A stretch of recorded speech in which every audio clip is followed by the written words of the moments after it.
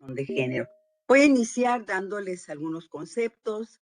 Posteriormente voy a manejarles cuál es el contexto en el que se encuentran las violencias, la misma paridad. Voy a pasar a la parte que tiene que ver con pues, lo jurídico, que es lo que más se observa precisamente dentro del Instituto Nacional Electoral. Y posteriormente pasaremos a lo que son los mecanismos que ha implementado el INE, que son bastantes, por cierto, que el INE tiene una, digamos, hacia afuera, tiene una proyección muy importante precisamente porque ha construido, ha diseñado mecanismos precisamente para afrontar, confrontar todo lo que tiene que ver con violencia política, pero también con aspectos, el avance que tenemos actualmente en paridad. Adelante, por favor.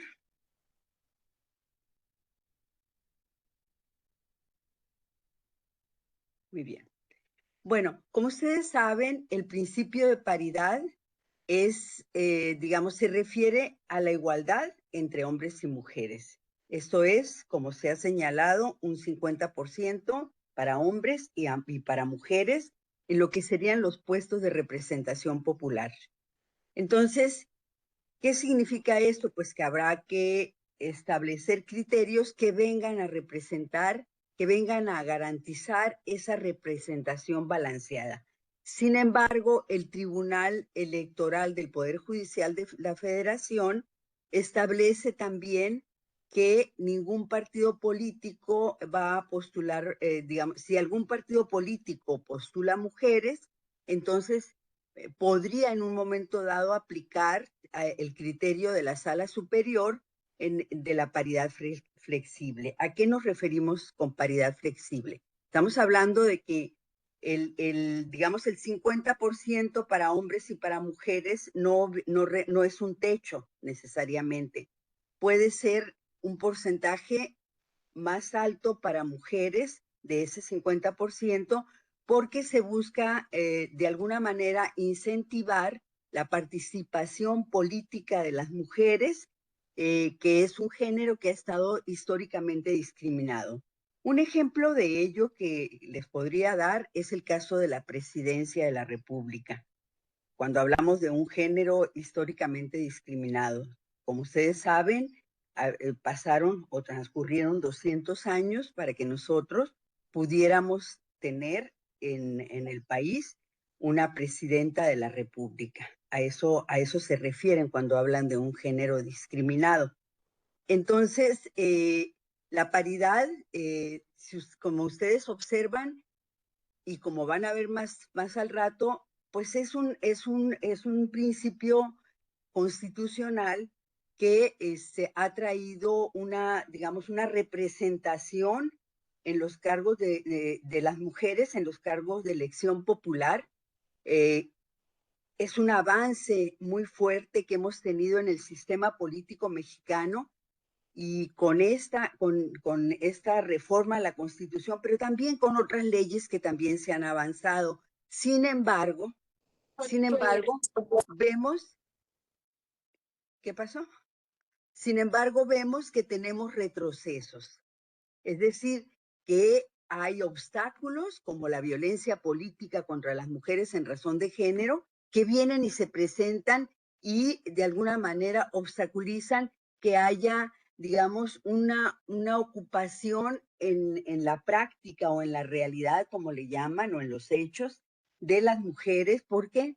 Porque las mujeres, al participar políticamente y tener actos de agresión dentro de su participación política, hay desaliento, hay ciudadanía que no vota por ellas, etcétera. Entonces, a pesar de que hemos tenido muchos avances en México en todo lo que es digamos, el sistema jurídico de cómo hemos avanzado en leyes, tenemos protocolos, lineamientos, etcétera. Sin embargo, tenemos obstáculos que todavía no nos permiten tener lo que se llama la igualdad sustantiva, es decir, estar ya en los hechos ocupando esos cargos. Adelante, por favor.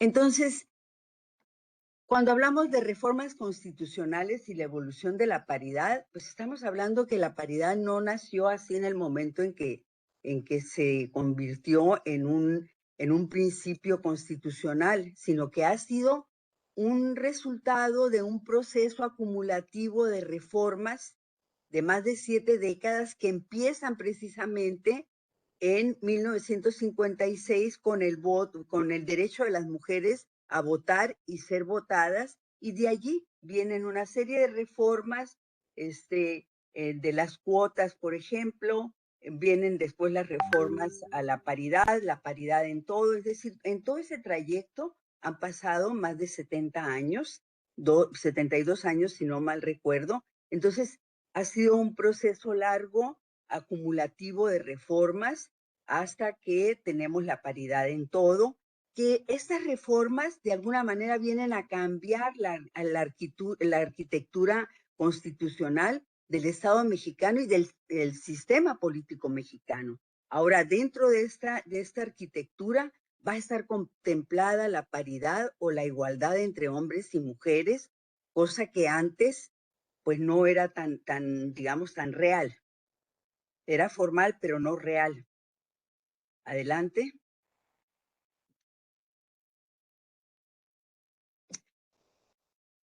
Voy a señalarles algunos avances de las mujeres que se presentaron durante la elección federal concurrente en el 2023-2024 y vemos cómo de los 20,708 cargos a elegir resultaron electas 10,263 mujeres. Es el tiempo en el que se elige como presidenta una mujer, presidenta de la República. Las senadoras de la República van a ser 63 y 250 diputadas federales. A nivel local se eligieron 4 gobernadoras, 560 diputadas locales, 537 presidentas municipales y alcaldesas y 1,299 síndicas, junto con 7,548 regidoras. Se alcanzaron 44 diputaciones y 8 senadurías de mujeres electas por acción afirmativa. México se posiciona en el 4º lugar mundial en representación femenina parlamentaria, considerando además que las 32 legislaturas estatales también lograron la paridad. También las acciones afirmativas para mujeres en situación de discapacidad, la parte que tiene que ver con diversidad de género también, entre otras, ¿no? O sea, todo esto representa un avance de cómo las mujeres, a partir de estas reformas legislativas, a partir de estas reformas, se viene a posicionar a la mujer en todo este espectro. Adelante. Bueno, aquí es un dato comparativo nada más. En la igualdad que le llaman la paridad formal, tenemos a una gobernadora en 2017, 42% de diputadas, 38% de senadoras, frente al 2026 con la paridad en los hechos, que son 13 gobernadoras y 50% de diputadas del Congreso de la Unión con 50% de senadoras. Ese es, digamos, el nivel de comparación que hay una vez que se han dado todos estos cambios. Adelante, por favor. Bueno, adelante, esa ya la dijimos.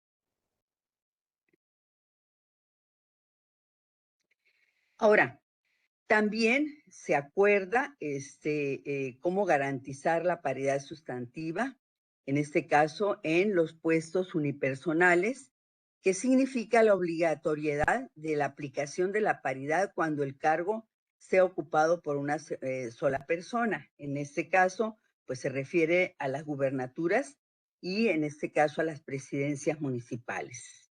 Adelante, por favor. En el caso de las gubernaturas, pues vemos cómo a partir del 21 tenemos 6, el 22 ya hay 2 más, el 23 una, y para el 24 4. Entonces, en total, ahorita en 2026 tenemos 13 gobernadoras. Adelante. Ahora, ¿cuáles son esos avances jurídicos? Pues como ustedes seguramente saben, los avances jurídicos en paridad sustantiva y todas estas reformas, pues ha venido a representar, digamos, digamos, una forma igualitaria de representación entre hombres y mujeres, avances en acciones afirmativas, aplicación de cuotas de género, aplicación de sanciones, participación de política de las mujeres. Mire, cuando fueron las cuotas de género, les voy a citar una anécdota de una experiencia en Sonora. Cuando fueron las cuotas de género, estuvimos las feministas yendo a cabildear con los diputados. En aquel tiempo estaba Mario Fabio Beltrones como gobernador y fuimos al Congreso del Estado a platicar, a dialogar con los diputados. Casi todos eran del PRI y había, si no mal recuerdo, 2 diputadas nada más. Estamos hablando de 2000, no recuerdo si era 11 por ahí. Entonces, en este caso, estábamos dialogando con ellos y un diputado así nos dice a nosotras, un día lo voy a escribir, por cierto, cuando escriba sobre estas experiencias, un diputado nos dice, y yo pensé que estaba bromeando, pero nos dice que las mujeres no podemos participar porque menstruamos y que cuando menstruamos nuestro carácter cambia, es decir, nos alteramos y que eso no podía suceder en política, ¿no?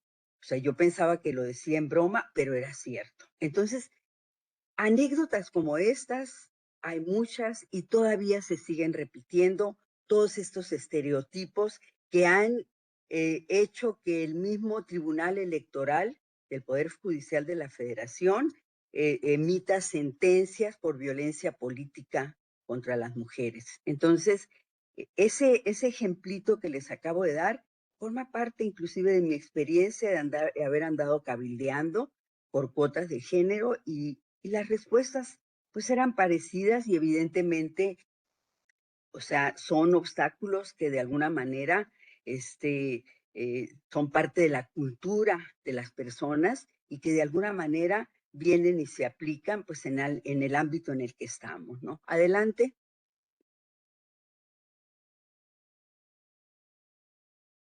Ahora, frente a estos avances que estoy comentándoles, también tenemos las desigualdades persistentes y esas desigualdades las tenemos especialmente en el campo, en la parte indígena, en los municipios. Ahí es donde tenemos el reto o los desafíos que hay para el sistema político electoral en términos de que la paridad también en estos espacios venga a ser como en los que les acabo de señalar. Adelante, por favor.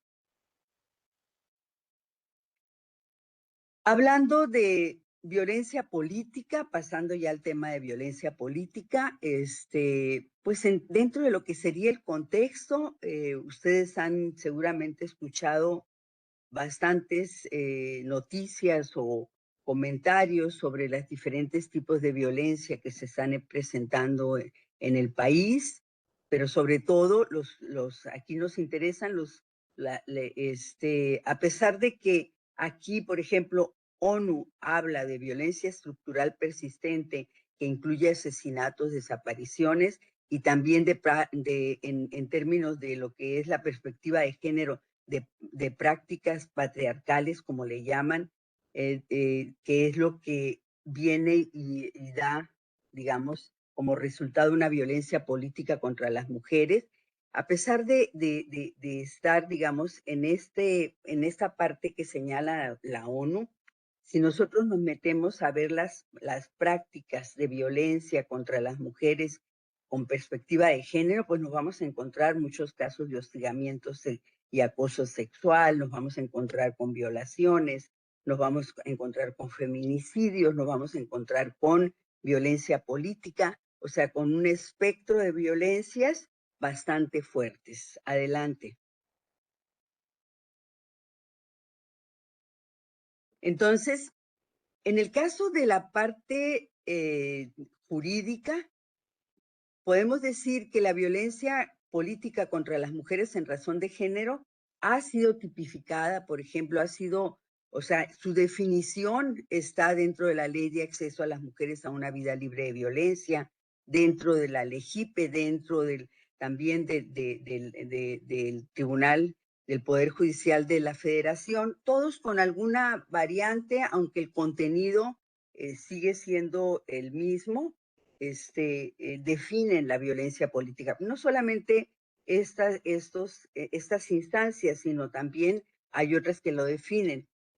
Y se dice que viene siendo toda acción u omisión que está incluida la tolerancia, que está basada en elementos de género, es decir, por el hecho de ser mujeres, y es ejercida dentro de la esfera pública o privada, y que tenga por objeto limitar o menoscabar o anular el ejercicio de los derechos efectivos, de los derechos político-electorales a una o varias mujeres, o de alguna manera que interceda, pues, o que obstaculice el acceso pleno de las atribuciones inherentes a un cargo.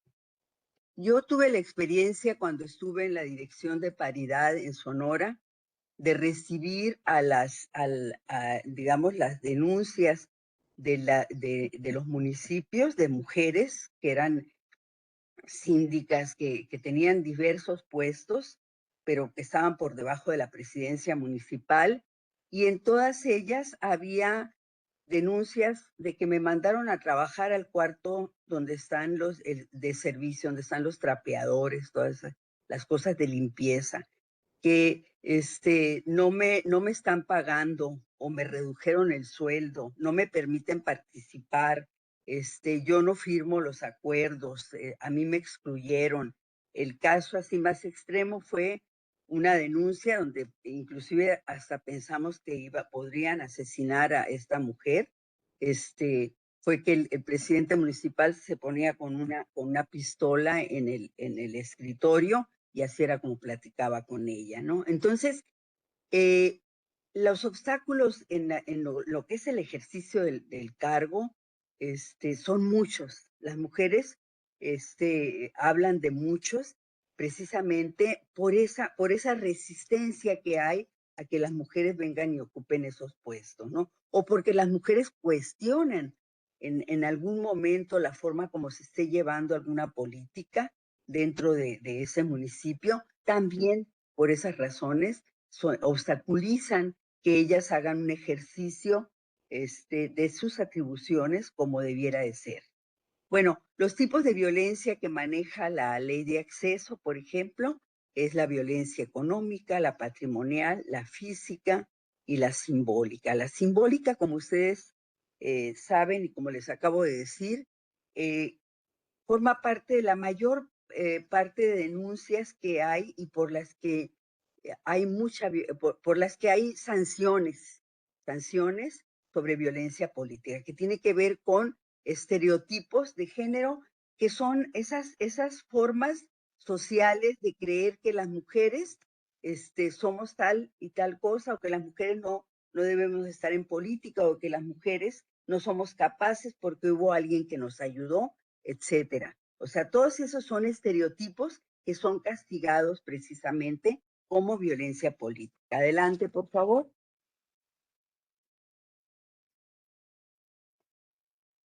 Ahora, dentro de todo este espectro de la violencia política y las violencias que se presentan de género contra las mujeres, está la violencia política digital, que esta ha ido creciendo conforme avanzamos en tecnologías de la información y de las comunicaciones, ¿no?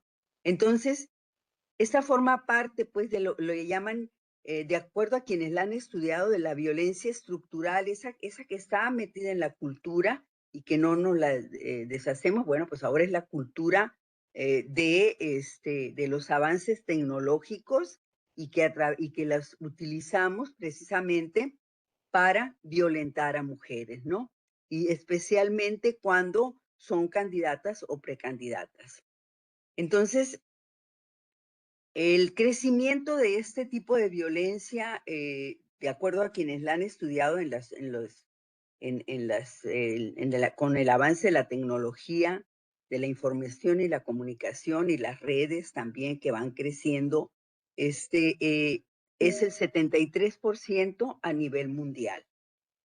En Sonora, digo, en México es un fenómeno que empieza a crecer.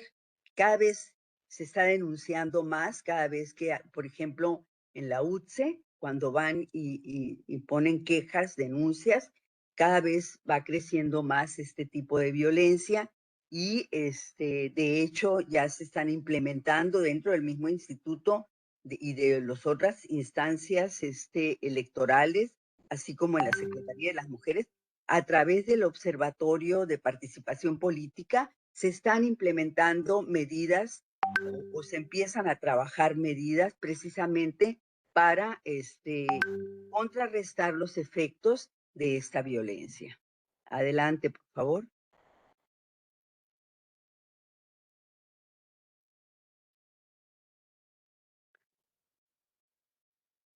Muy bien, entonces, cuáles son las formas de manifestación de esta violencia, de la violencia digital? Bueno, violaciones a la privacidad. Recuerden la ley Olimpia. La ley Olimpia se estableció y se aprobó precisamente por violaciones a la privacidad, por pornografía en venganza, voyerismo digital, doxing, suplantación de identidad, piratería o hackeo inclusive, ¿no? Acoso que incluye amenazas de imágenes de contenido sexual, así como el moving o el acoso en este caso, digital, ¿no? Discurso de odio sexista, la violencia directa que puede causar un daño físico, económico, psicológico o sexual, ¿no? Aquí, por ejemplo, este tipo de violencia, en términos morales y psicológicos, afecta de una manera muy desproporcionada a las mujeres. ¿Por qué? Porque las mujeres tienen familia, tienen una pareja, etcétera, y y meter, por ejemplo, elementos que tengan que ver con violaciones a la privacidad, donde la persona no esté autorizando, digamos, que se saque algo y se publique. Bueno, pues esto es muy fuerte y es para que entiendan cuando se habla del concepto que habla de que esto es hecho por el hecho de ser mujeres. A las mujeres les afecta mucho más esto que a un hombre. Adelante, por favor.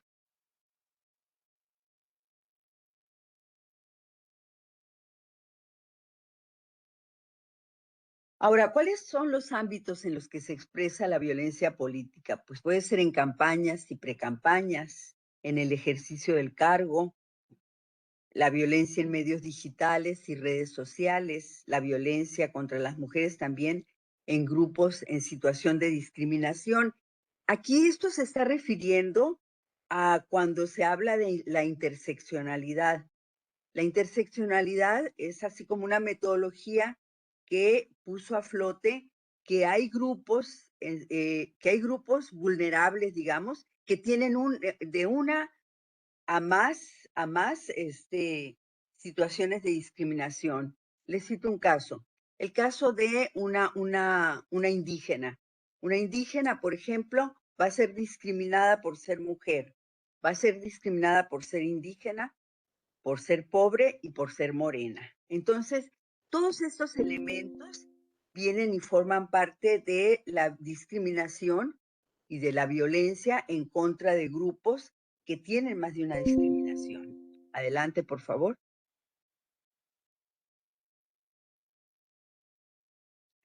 Ahora, ¿cuáles son los factores estructurales los que ya les dije que están dentro de la cultura y de las, digamos, le llamamos representaciones sociales, pero sería el imaginario colectivo social. ¿Cuáles son los factores estructurales que alientan la violencia política contra las mujeres? Bueno, uno de ellos ya se lo señalé, son los estereotipos de género, la falta de apoyo y recursos a mujeres. Esto es, si yo como partido político no apoyo a una candidata, bueno, la estoy dejando, o sea, no solamente estoy cometiendo violencia política contra ella, sino además la estoy poniendo como vulnerable para que otros también hagan lo mismo. Las resistencias partidistas, las brechas de acceso a medios, por ejemplo, los mecanismos de denuncia vigentes y mecanismos de protección a mujeres en situación de vulnerabilidad.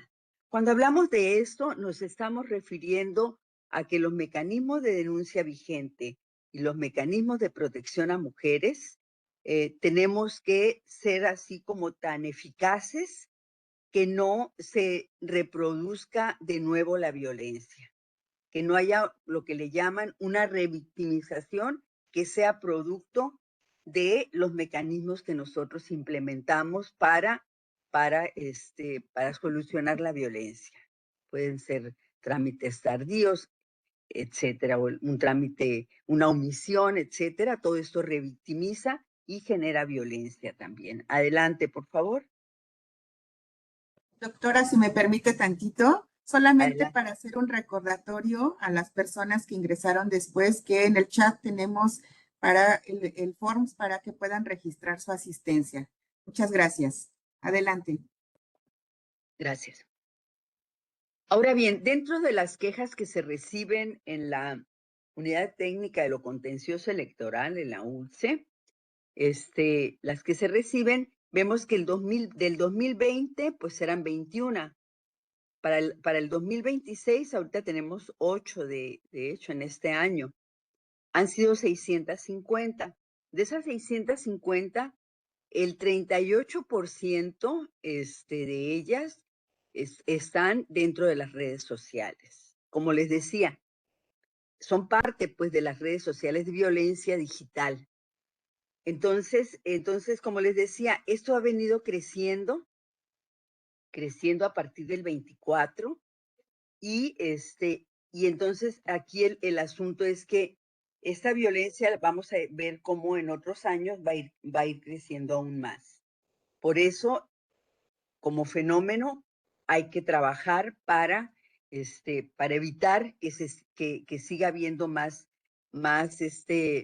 violencia a través de los medios digitales, pero yo sí estaría clara en que hay que reformar leyes, por ejemplo, todo lo que son las plataformas. En ocasiones hay resistencias a colaborar, hay otros que sí han firmado convenios de colaboración, pero también hay resistencias. Entonces, esta parte tendría que regularse aún más para que hubiera una colaboración también dentro digamos, de lo que serían las plataformas, ¿no? Adelante, por favor.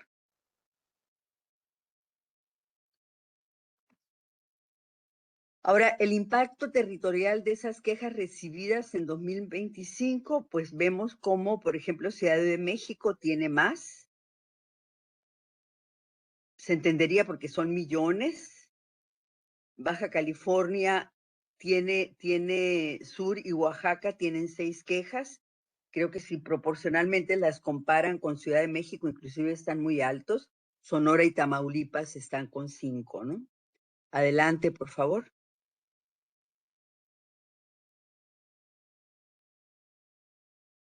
Ahora vamos a pasar a hablar de los mecanismos en el INE para la paridad y la atención de la violencia. Adelante, aquí se los voy a estar explicando. Bueno, está el reglamento de quejas y denuncias en materia de violencia política contra las mujeres en razón de género. Este fue aprobado en el 2020. Regula la tramitación del proceso especial sancionador en materia de violencia política. Establece las medidas cautelares para detener de forma preventiva un posible daño a la víctima, las medidas de protección y establece un procedimiento de análisis de riesgo de donde proviene el protocolo que tiene el Instituto de Análisis de Riesgo, precisamente. Adelante. También tenemos los lineamientos para que los partidos políticos prevengan, atiendan y sancionen la violencia política. Este fue elaborado y aprobado en 2020.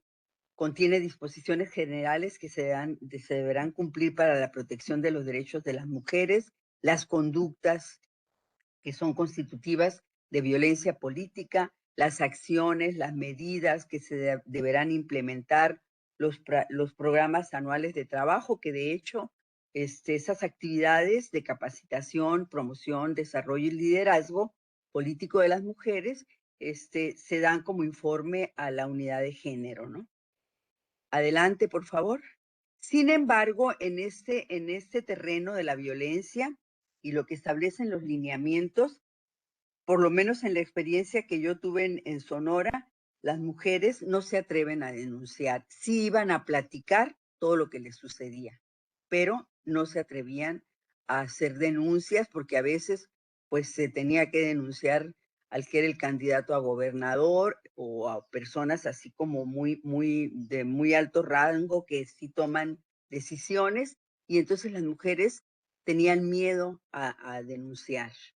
Ahora, en el monitoreo con perspectiva de género de los programas de radio y televisión que difunden noticias y que se acciona en las precampañas y las campañas electorales, pues aquí es muy importante el tiempo de transmisión, que tiene que estar desagregado por hombres y mujeres para ver qué tanto tiempo le dan a mujeres y qué tanto a hombres, y la valoración que se hace de la información tanto de hombres como mujeres. En el caso por ejemplo, es muy común encontrarse en estos informes con que no a las mujeres candidatas, por ejemplo, nunca les preguntan por su programa de acción como candidatas, o sea, qué proponen hacer, qué proponen transformar, por qué. Casi nunca me ha tocado leer un informe donde les pregunten eso. Generalmente hablan de su vestimenta, hablan de su aspecto físico, si son abuelas, mamás, etcétera, cómo traían puesta la ropa, etcétera, pero no, el programa digamos, que tengan ellas como objetivo sacar adelante si llegan a quedar en el puesto, nadie lo conoce porque nunca lo preguntan tampoco. Adelante, por favor. Ahora, la 8 de 8 contra la violencia, esta busca garantizar que las personas que aspiren a ocupar un cargo público, pues sean personas moralmente íntegras, ¿no? Que no tengan sentencias firmes por violencia de género.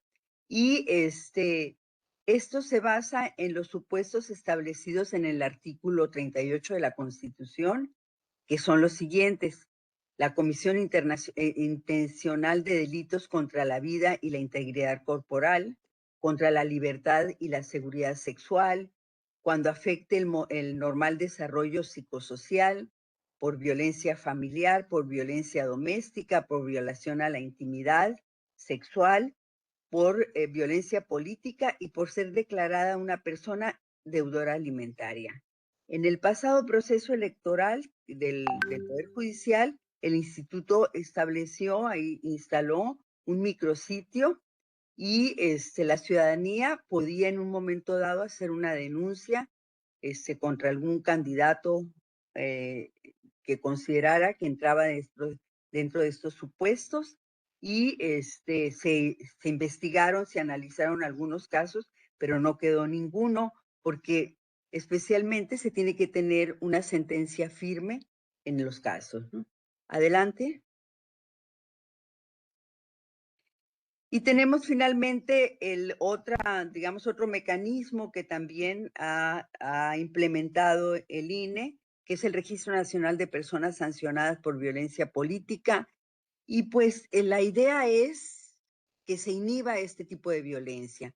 De alguna manera concretar la reforma del 20 también sobre violencia política, en este caso facilitar la cooperación entre las instituciones, consultar la información previo al registro de candidaturas. Entonces, este Registro Nacional de Personas Sancionadas por Violencia Política es muy interesante porque se ha venido a convertir en una especie de Me Too político.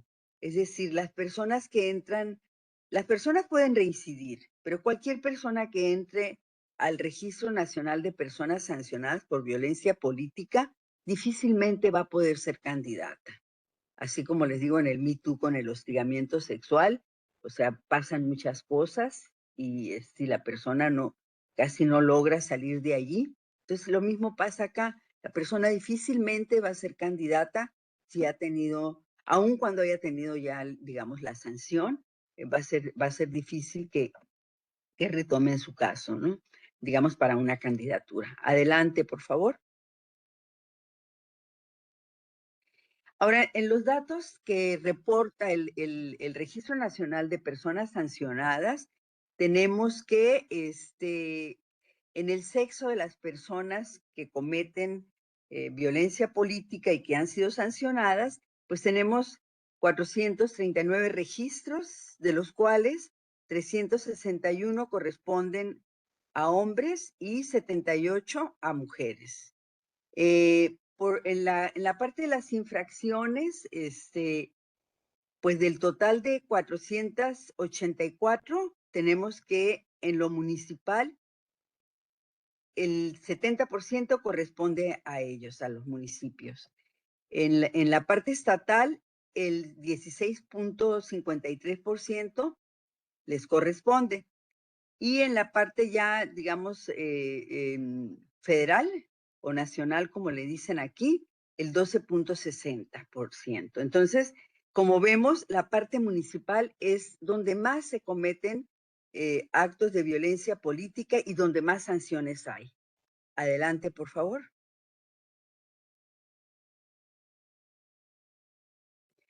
Entonces, ahora, ¿cuáles son los 3 estados más sancionados, digamos? Está Oaxaca con 147 casos, Veracruz con 60 y Chiapas con 38. Adelante, por favor.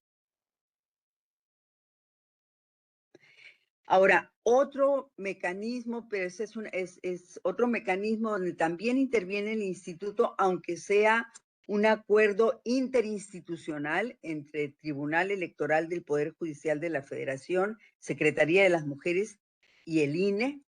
Está el Observatorio de Participación Política de las Mujeres en México. El observatorio actualmente tiene la presidencia, la presidenta Guadalupe Tadei, y en el observatorio se trabaja conjuntamente para para erradicar la violencia política contra las mujeres o también para aportar más a la paridad. Todos los desafíos que tenemos en términos de las desigualdades que les mencionaba, pues también son trabajadas por el instituto, es decir, es una instancia más que se suma a trabajar junto con organizaciones sociales, con, con instituciones de educación, con toda la parte que tiene que ver con la investigación académica, etcétera.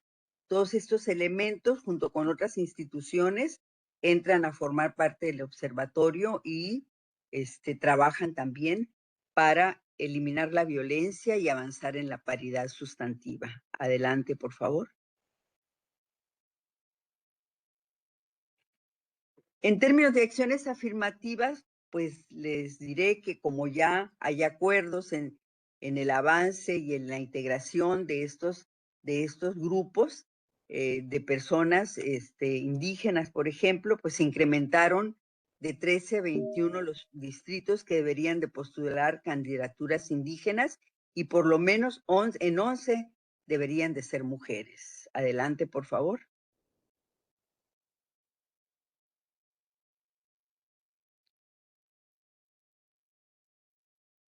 Y finalmente ya pasamos a los desafíos y les digo que un desafío sería, por ejemplo, pues falta la presencia de más mujeres en el Poder Ejecutivo en los 3 órdenes de gobiernos. En puestos directivos superiores también las mujeres no alcanzan un 24%. En el Ejecutivo Federal, la participación femenina en mandos medios superiores y superiores representa apenas un 35.5%. Se concentra en la más baja jerarquía. Quiero que sepan que en la paridad, por ejemplo, ahora en el sistema, en las elecciones que hubo del sistema judicial, la paridad antes estaba aproximadamente en un 26% en los cargos en el Poder Judicial y ahorita son paritarias. Un 60% lo ocupan mujeres y un 40% está ocupado por hombres. En la representación femenina en las entidades federativas en puestos de alta dirección apenas alcanzan el 14.6%. Adelante. Son los desafíos sobre los que hay que seguir avanzando, ¿no? Por otro lado, la disminución en la participación de las mujeres en las presidencias municipales, pues es muy baja, ¿no? Ahorita tenemos entre un 26 y un 30%, digamos, el porcentaje de presidentas municipales en la República, ¿no? El acceso a cargos no siempre garantiza condiciones libres de obstáculos. Y por otro lado, la igualdad formal debe traducirse en igualdad sustantiva o en igualdad real. De lo contrario, pues estamos hablando de una democracia que todavía no está completa. Adelante. Y la presencia de estereotipos de género en la cobertura de las precampañas y campañas, la cobertura mediática, pues también existen esos todavía bastante y se sancionan también, se siguen sancionando a pesar de que se ha hecho, digamos, bastante difusión, se ha trabajado muchísimo, pero pues todavía persiste. Y eso no es extraño porque recuerden que es parte de la cultura que tenemos todavía muy arraigada en México. Se debe garantizar que que no se dé la regresión en ningún momento, es decir, que no vayamos para atrás en lo que ya hemos avanzado, ¿no? Las acciones afirmativas se necesitan más para los grupos vulnerables, no revictimizar a las denunciantes, y el monitoreo en espacios de radio y televisión pues deben de ser sin sexismo y con igualdad. Eso sería lo que yo les vendría a exponer.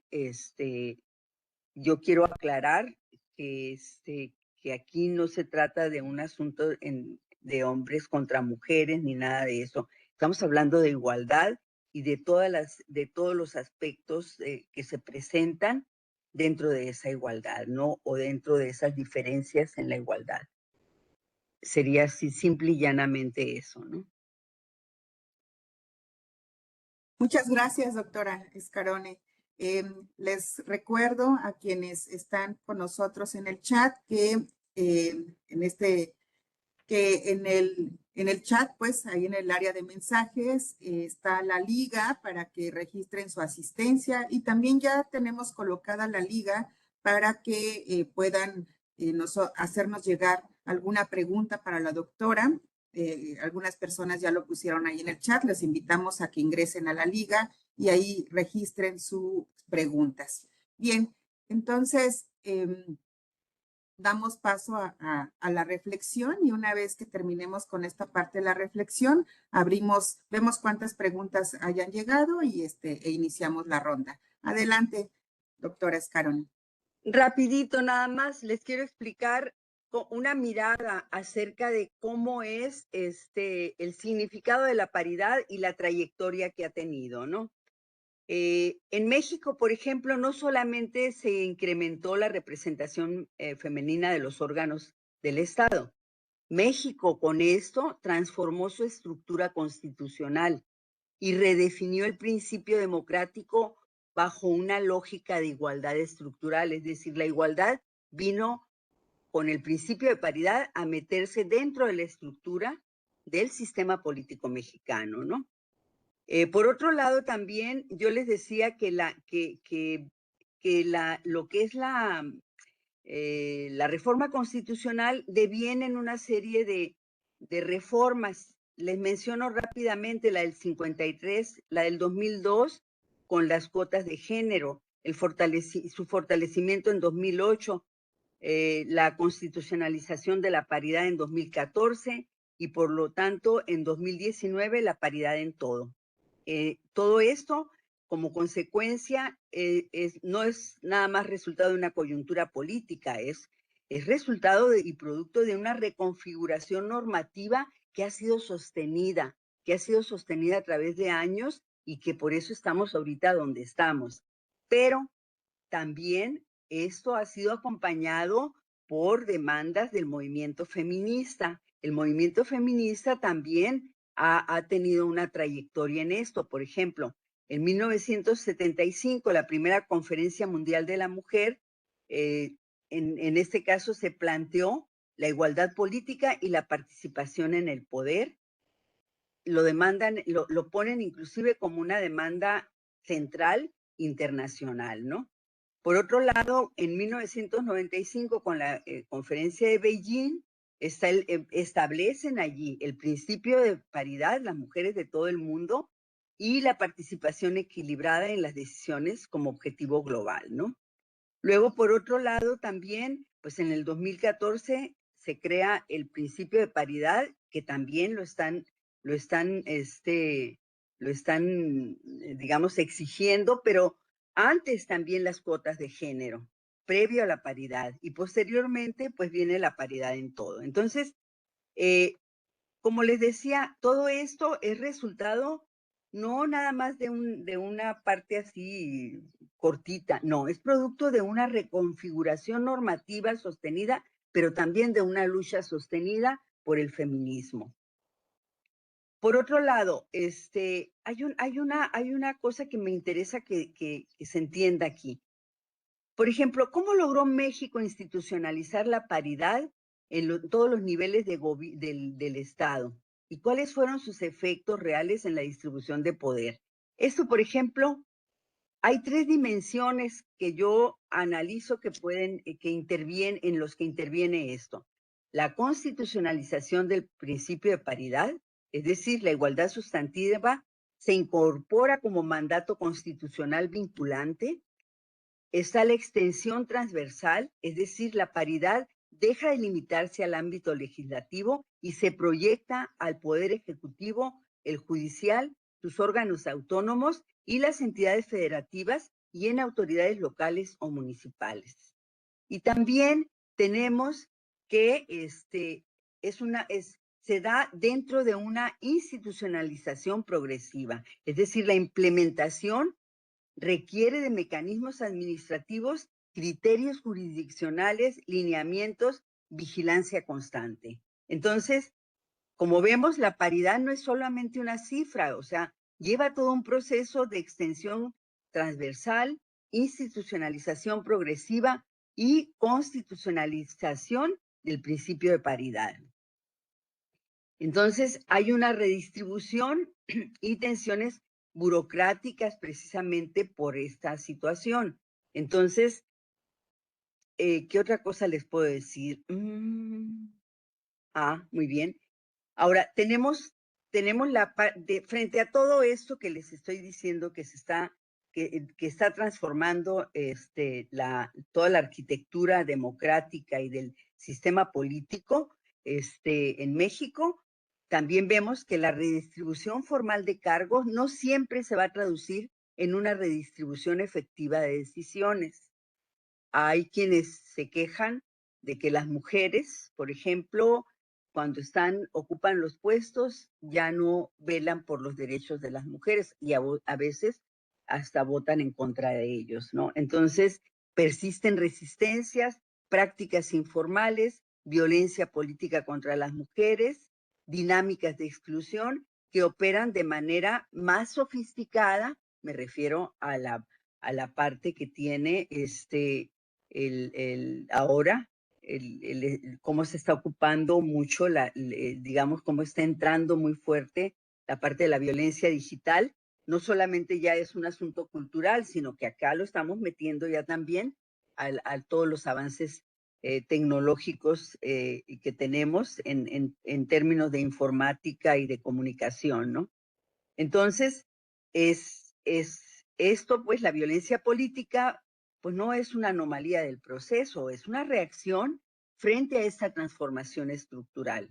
La paridad constitucional, pues, no va a garantizar igualdad material, pero sí va a modificar las condiciones de posibilidad de las mujeres de llegar a la toma de decisiones en las instancias de poder. Y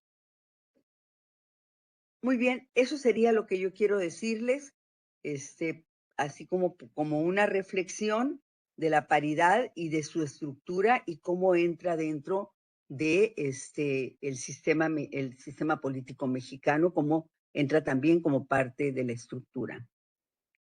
Muchas gracias. Muchas gracias, doctora Escarone. Bien, les comento que está ahí en el chat la liga para que nos hagan llegar sus preguntas. Si no tiene usted inconveniente, voy a colocar en el chat y las voy a ir leyendo al mismo tiempo, las que ya llegaron, doctora, para que también usted las pueda visualizar, además de que se las haré llegar también. La primera pregunta que tenemos, voy a dar lectura a las primeras 5.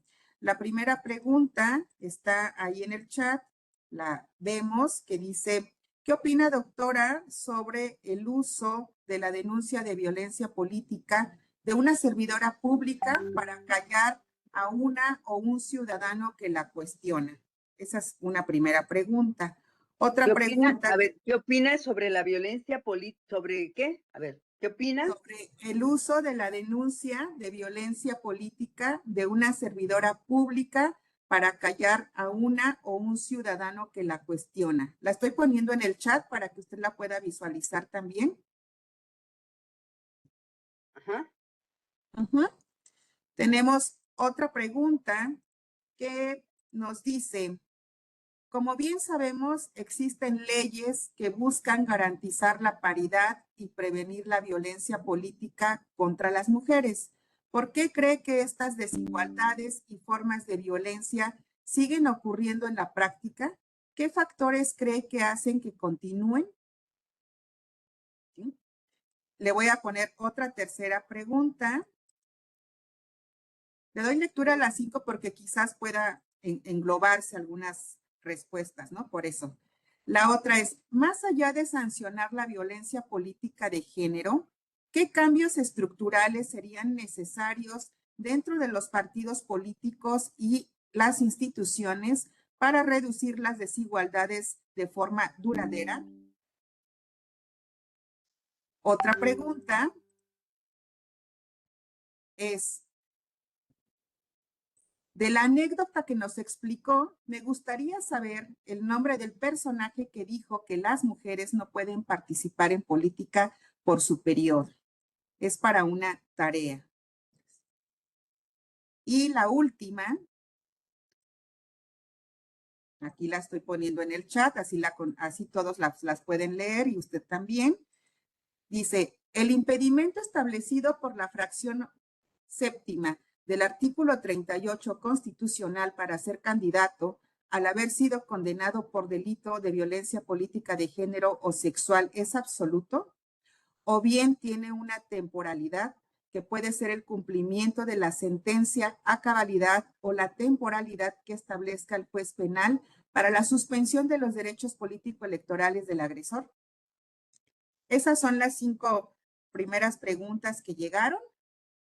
Doctora Escarone, están ya puestas también aquí en el chat, así usted las puede revisar y todas las personas también pueden ver cómo están planteadas estas preguntas. Así es que le cedo el uso de la palabra nuevamente. Muy bien.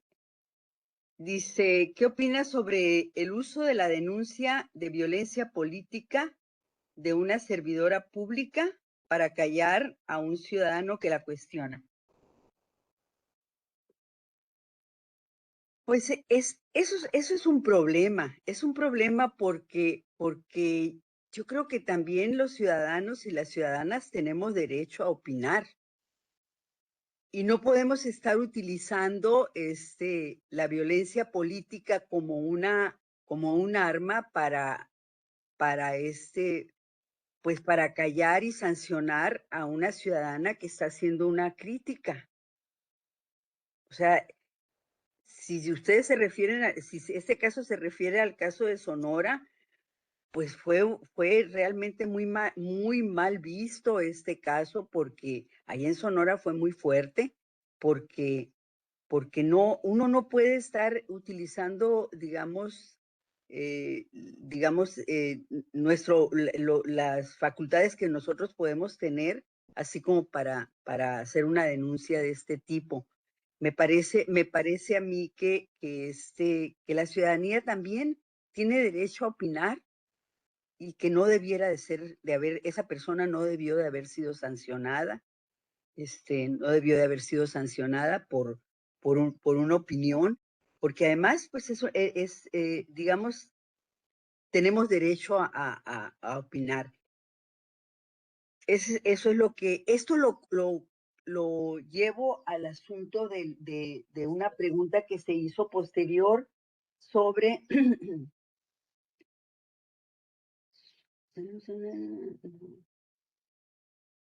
bueno, ahorita lo voy a decir. Esa es mi opinión, o sea, no, no, desde mi punto de vista no debe de ser. De la anécdota, el nombre se lo voy a pasar a la persona si se comunica conmigo. No puedo dar un nombre aquí, pero sí sí lo puedo, si se comunica conmigo, usted tiene ahí el teléfono, no hay ningún problema, ¿no? Y me explica de qué se trata, yo doy el nombre, no hay ningún problema, pero al fin que yo lo voy a escribir algún día también, sin ningún problema por eso, ¿no? Ahora, ¿cuál es la otra pregunta? El impedimento establecido tiene una temporalidad. Bueno, en este caso, sí, o sea, la persona tiene que ser sentenciada, es decir, tiene que ser sancionada por sentencia firme, como le llaman, y y dependiendo pues digamos, de cómo se ve el caso, va a ser en todo caso la sanción que le van a dar en este caso a la persona agresora, va a depender de eso. O sea, esto es meramente legal, digamos, ¿no? Pero sí tiene que haber una sentencia firme. No, o sea, la discusión cuando se aprobó esto era que no se quería que hubiera sentencia firme, porque hay casos que se dejan abiertos por tiempo indefinido y a la hora en que hay acusaciones, pues resulta que no hay sentencia firme y no se puede actuar, ¿no? Entonces, esta parte tiene que ver con la sanción que en este caso se imponga. ¿Cuál es la otra pregunta? Ahí están. ¿Qué factores cree que hacen que continúen algunas desigualdades y formas de violencia y cambios estructurales dentro de los partidos y las instituciones para reducir las desigualdades de forma duradera? Ahí están en el chat también. Muy bien. Yo creo que tendría que haber también una revisión de todas las, digamos, las formas de complicidad que hay al interior de las instituciones. ¿Por qué les digo esto? También les cito un caso en Sonora sobre violencia familiar. Esa persona estaba muy vinculada a las autoridades. Entonces, vi a la mujer, a mí me di cuenta, porque seguimos el caso, vi a la mujer cómo se iba degradando en términos de que al final ya estaban a punto de quitarle el trabajo, ¿no? En ese caso, el esposo, aprovechándose de sus influencias, primero le quitó a la hija, después le quitó no sé cuántas cosas y después fue, digamos, hasta el grado de que ahora ya iba contra el trabajo de ella, afectarla laboralmente. O sea, se someten a veces a las mujeres, yo he visto esos casos en violencia familiar, se someten a las mujeres a un proceso de degradación que por eso les da miedo hacer una denuncia, ¿no? Se protege mucho a la parte masculina también. Eso es parte de la experiencia que yo he tenido, por ejemplo, en los casos de violencia familiar. Entonces, yo pienso que esas estructuras también deberían de ir de alguna manera avanzando. Ese famoso patriarcado que le llaman, que está en las instituciones, que está en los partidos políticos y que está en muchos órdenes de gobierno y de las empresas. O sea, es que es parte de la cultura. La cultura que tenemos es esa y nosotros apenas estamos entrando a un avance en leyes, pero la parte cultural todavía no se termina. O sea, esa es la más lenta en avanzar. Podemos tener muchas leyes muy avanzadas, pero la parte más lenta es la parte cultural. Y la parte cultural, ya sea para violencia política, ya sea para aspectos económicos, aspectos sociales, de salud, etcétera, o sea, siempre vamos arrastrándola, aunque también reconozcamos que hemos avanzado culturalmente, pero no, o sea, todavía no terminamos de avanzar. Y esos son los obstáculos que se presentan a la hora en que tenemos que, este, que ver casos de violencia, por ejemplo, ¿no? O sea, hay mucha, estamos todavía, digamos, dentro de las mismas instituciones, están muy marcadas por lo que se le llama el patriarcado o la cultura androcéntrica o los puntos de vista o impera la hegemonía masculina en el pensamiento, en las formas de actuar, etcétera. A eso, o sea, esa parte la tenemos muy arraigada todavía en cualquier esfera en la que nos manejemos, en cualquier ámbito. Tenemos que seguir avanzando. Yo estoy convencida de eso. El análisis que les estoy haciendo es un análisis sociológico, ¿eh? Es un análisis sociológico porque así es como están las estructuras, digamos, de todos los ámbitos que tenemos, ¿no? El poder, la parte que tiene que ver con lo social, con lo político, etcétera. Todo está, digamos, todavía lo tenemos dentro de una estructura androcéntrica, como le llamarían, y ¿por qué creen que sigue habiendo sanciones por violencia política, por estereotipos? Porque todavía no se entiende que las mujeres no somos parte de ese estereotipo en el que nos tienen encasilladas y sigue habiendo sanciones y sigue habiendo todavía. Entonces, esa parte de la cultura es la que nos tiene en cualquier ámbito en el que nos desenvolvamos, nos tiene en esa posición, aunque haya avances legislativos y avances también culturales. Las nuevas generaciones como que están cambiando un poco, pero un poco nada más, un poco nada más. ¿Qué otra pregunta está? Doctora Escarone, ya le dimos lectura a las primeras 5, hay 2 más.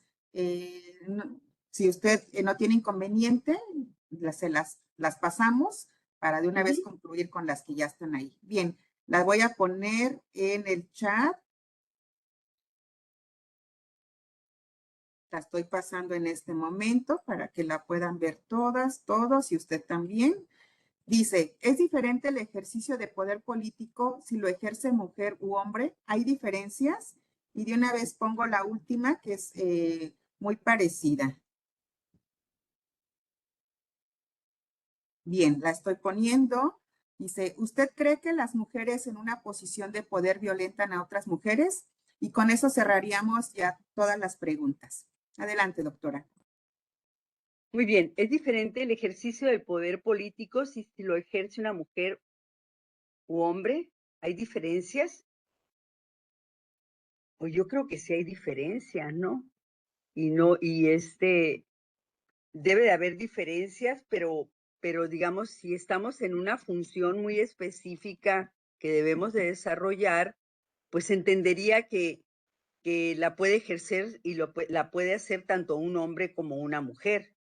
En muchas ocasiones se ha manejado también que las mujeres cuando entramos a los puestos de poder nos comportamos como hombres. Es decir, para demostrar que nosotras somos las que mandamos, las que estamos tomando allí, que estamos en la parte, digamos, de la alta de toda la pirámide, bueno, pues entonces yo voy a ser más dura, voy a tener comportamientos prácticamente como si fuera hombre. Ahí dicen que hay casos así. O sea, yo pienso que no necesariamente una mujer tiene que comportarse de esa manera. O sea, yo pienso que aquí lo primordial es respetar los derechos, no respetar los derechos, ser una persona que es íntegra en ese terreno también y que además respeta la diferencia entre hombres y mujeres, no importa cuál sea la situación que se presente, pues hay diferencias, ¿sabe? En ocasiones se nos presenta, somos distintos, pues, no siempre vamos a estar todos igual, entonces uno tiene que aplicar la autoridad de acuerdo a parámetros de ese tipo, pero no tenemos por qué comportarnos como hombres ni tampoco como mujeres debilitas, no, pues, o sea, cumplir con el cargo, si estamos en un espacio de poder, cumplir con el cargo y sus funciones. Luego dice, ¿qué más? Eso es cierto y no permite ejercer un liderazgo femenino funcional. Se confunde la suavidad con debilidad. Bueno, yo creo que en un puesto de poder, hablando de mujeres, uno no tiene por qué dejar de ser femenina o dejar de ser pues, como es, pues no podemos por qué ser, o sea, si ya nos educaron así y llegamos a un puesto de poder, vamos a seguir siendo así, por ejemplo, vamos a ser mujeres que nos va a gustar arreglarnos, vamos a ser femeninas, etcétera. Pero una cosa es eso y otra cosa es que tenemos que cumplir con un papel dentro del puesto que tenemos y que allí tenemos que respetar diferencias, respetar derechos, respetar una serie de cosas y avanzar, inclusive si somos personas que conocemos sobre las desigualdades y estamos de acuerdo, avanzar también. Hay casos en los que no se avanza, pero tenemos que avanzar. Pero eso también lo tienen que hacer los hombres, no nada más las mujeres. ¿Qué más?